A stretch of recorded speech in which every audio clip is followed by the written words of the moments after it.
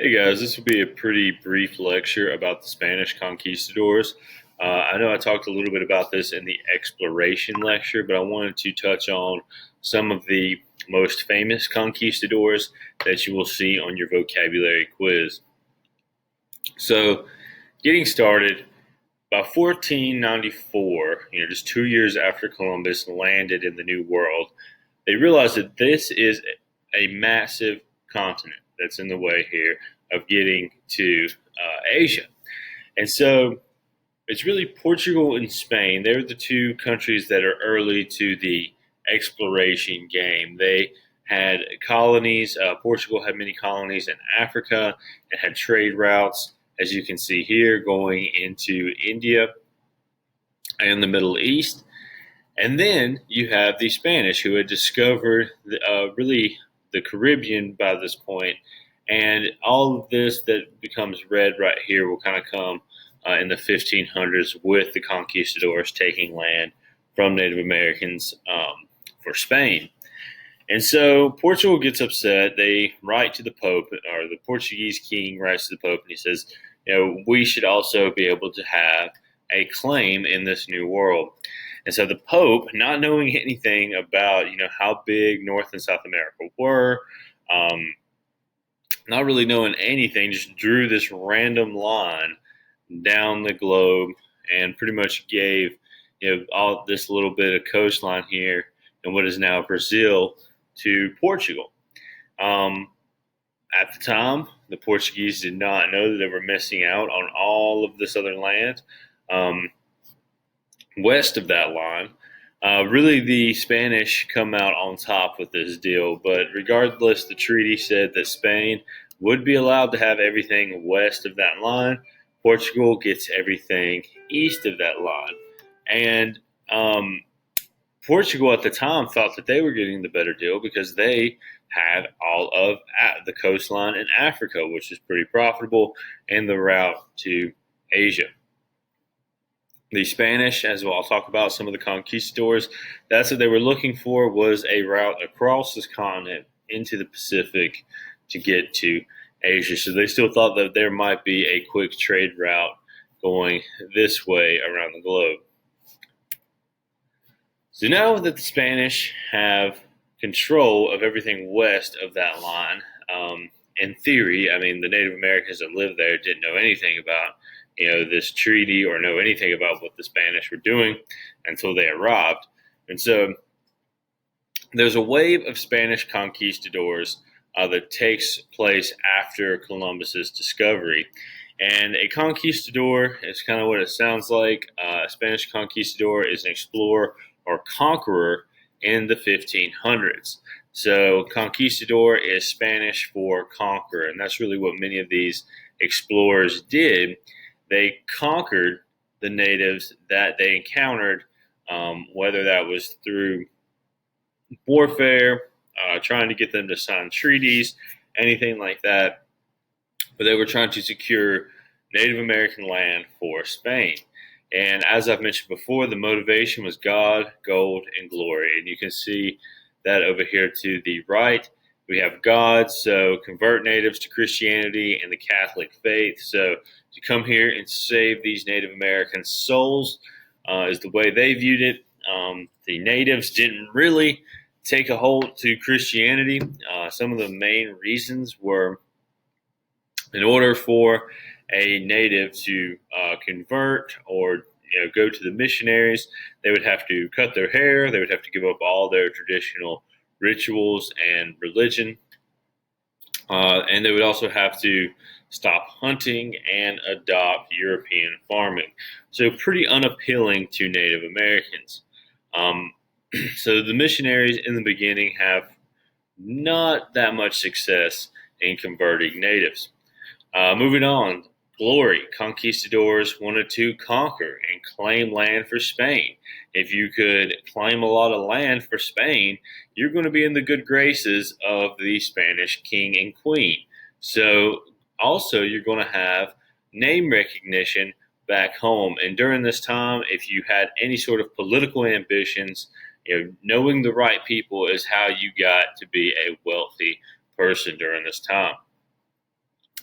And last, we have the main thing that most of these conquistadors were after, and that was gold. They wanted to be rich and powerful and bring that gold and silver back to Spain and spend that money in Europe and live the high life once they returned home. So the first one I'm talk about is Ponce de Leon. He sailed with Columbus in 1493 on Columbus's second expedition to the New World. He served as governor for Puerto Rico for a while. I believe he served there for about 3 years or so.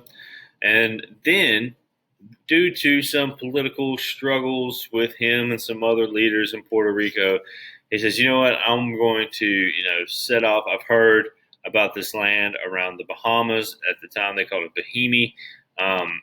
And he was trying to get to the Bahamas and explore those islands, but he actually ran into mainland Florida. He was the first European to land in, or first Spanish conquistador, I should say, to land in North America. So to reach the mainland, not just the Caribbean islands, but the actual main continent.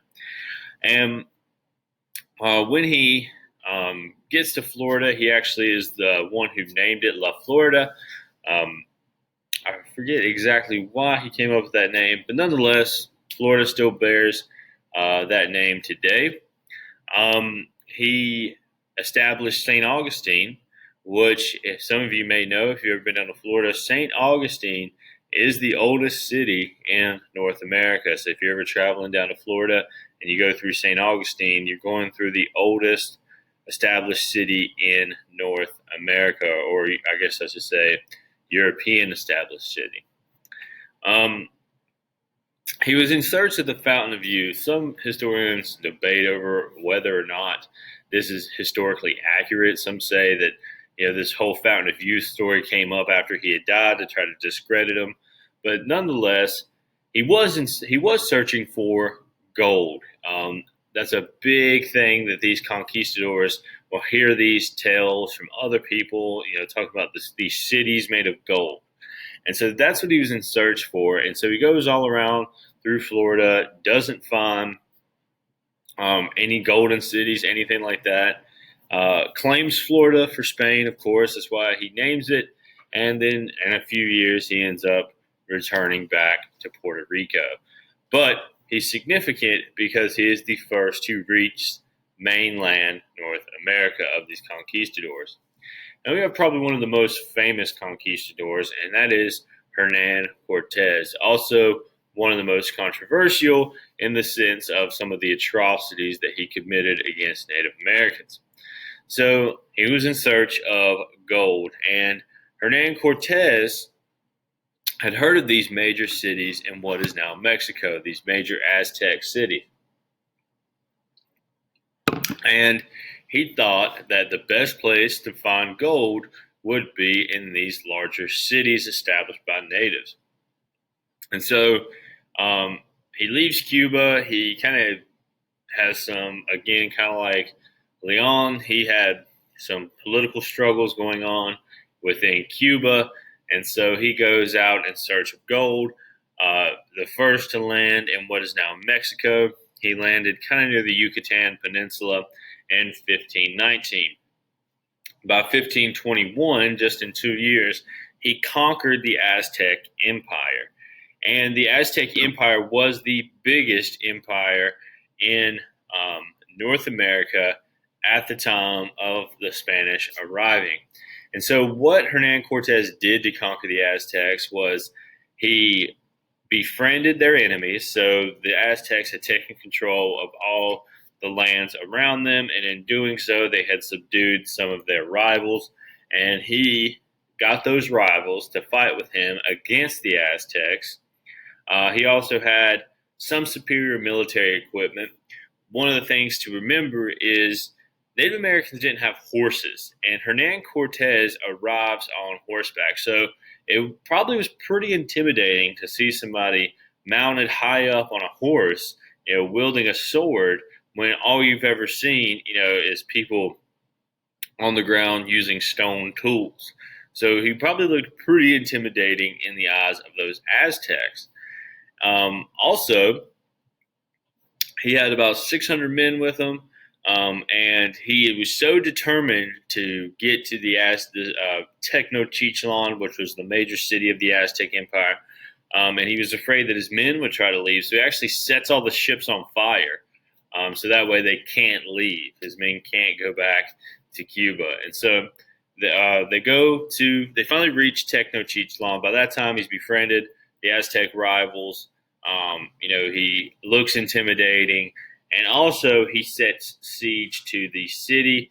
He also uses some mythology that was going on with natives at the time.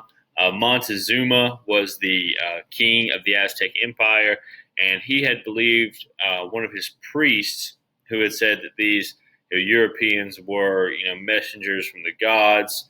And Cortez definitely tried to bend that to his favor in overtaking and convincing the Aztecs that he should be allowed to take over. So finally, once the Aztec king sees that Hernan Cortez is here to take over, fighting breaks out, and Tenochtitlan, which is now Mexico City, was built in the middle of a lake. So all Cortez really does is block all of the causeways, so the bridges leading out of the city, and there's no food or trade going in and out, and he's able to pretty much starve out a lot of the population. Also, one of the major reasons that Hernan Cortez is able to overtake the Aztec Empire was him and his men were carrying diseases. They were carrying European diseases that wiped out massive amounts of the population. Probably at least 75% of all the people in the city were wiped out just by disease. So that obviously gave Hernan Cortez a huge advantage in being able to overtake